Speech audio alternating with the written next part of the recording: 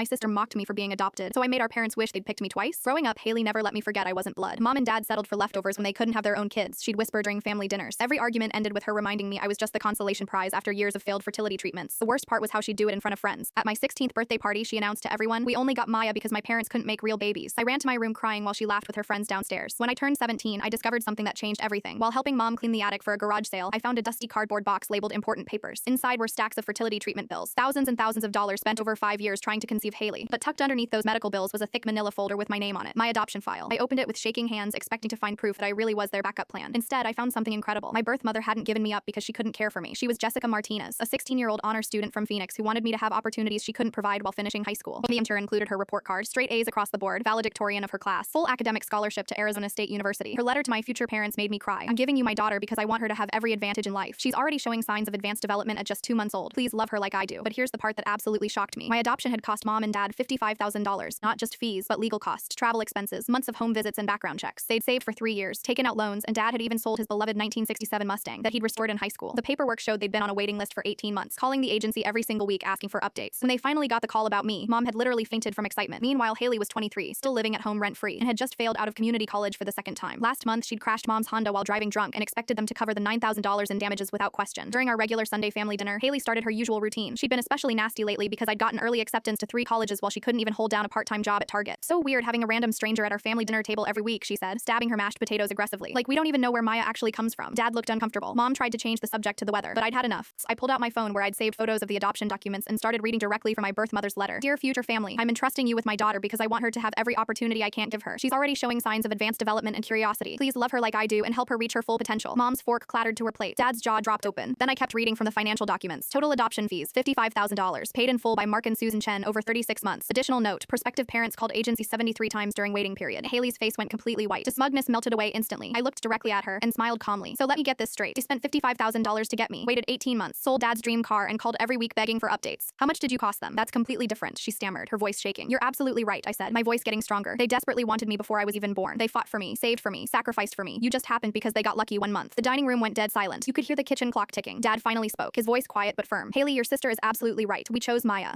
We fought for her for years. We've never had to fight to get you to do anything responsible." Mom nodded, tears in her eyes. "Maya, we never told you this, but getting you was the happiest day of our lives. We felt like we'd won the lottery." Haley's chair scraped against the floor as she stood up abruptly. "This is ridiculous. You're all insane." She grabbed her purse and stormed out, slamming the front door so hard it rattled the windows. She didn't come home for 3 weeks. Finally returned on a Tuesday night, knocked quietly on my bedroom door, and apologized for the first time in our lives. "I was jealous," she admitted. "I always felt like I had to earn their love, but you just automatically had it. That was the last time anyone questioned whether I belonged in this family." "Yeah."